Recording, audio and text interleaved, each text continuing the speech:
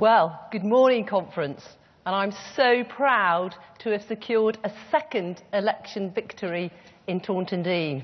That's home to Taunton, the county town of Somerset, and Wellington, the gateway to the southwest, and this time with almost 53% of the votes.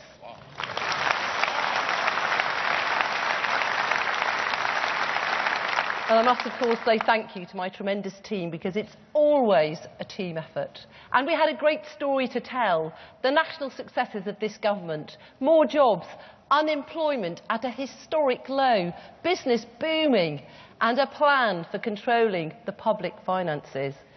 And having lived in Taunton Deane with my family for 30 years, people know that I care. Local really matters. And even my opponents had to accept how much the Conservatives have delivered, with a Conservative MP, a Conservative Somerset County Council and a Conservative local Taunton Deane Borough Council. So, fairer funding for our school pupils, garden town status for Taunton, and an incredible £300 million for infrastructure projects.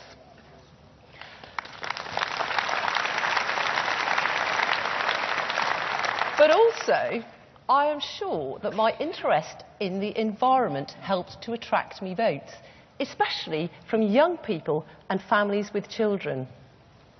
My local environment forums are really popular, and not just with what you might call natural conservatives. Brought up on a farm with a background in broadcasting, where I specialised in the environment and rural affairs, actually even gardening, I know that sustainability really matters to future generations. So, in my 2 years in Parliament, how have I raised this? Well, at all opportunities, as I think many of my colleagues sitting here today might vouch, I have taken every opportunity to talk about things like low emission transport, green spaces to aid mental health, green prescriptions, sustainable urban drainage, energy efficient homes, even bees. Bees, by the way, I get more emails about bees than absolutely anything else in my inbox. So we've got to stand up for those bees. But what about plastic microbeads? Have you all heard about them? Well, we've been washing these down the drain, haven't we? And we've been destroying our marine environments. But through a targeted campaign, which did include actually daring to raise with the Speaker in PMQs what his shower habits were, asking him about shower gel. He's my new best friend now. But this government is introducing a ban on micro beads in cosmetics and personal care products. It's brilliant. Ancient woodland and trees. This rare habitat is the equivalent of our rainforest, but we've only got 2% of it left. But now, thanks to pressure from our all-party group set up with the Woodland Trust, some protection is being afforded to these precious habitats. We've got to do more, but it's a really big step forward. And soil. This is not on Labour's agenda. In fact, I'm not sure they have any constituencies with soil in them. But it's on this government's agenda now, following an inquiry into soil and the first ever debate in Parliament on soil. Yes, that's how exciting it gets. Healthy soil and healthy food is now getting the attention it needs, and we have very high hopes in the 25-year Environment Plan. And I'm not alone in all of this.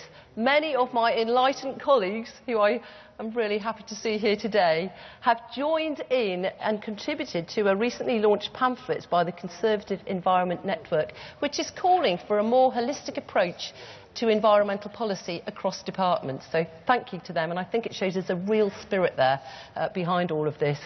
And certainly this affects everyone. It's just not a rural issue, it affects everybody in our rural areas as well. And too often I've noticed, particularly in my broadcasting career, that the left wing seem to think they have a monopoly on the environment. But this party is traditionally the party of conservation and of stewardship. We brought in the Wildlife and Countryside Act, blue belts for marine zones, and we're committed to climate change, to low carbon energy. Let's be global leaders in this field. And business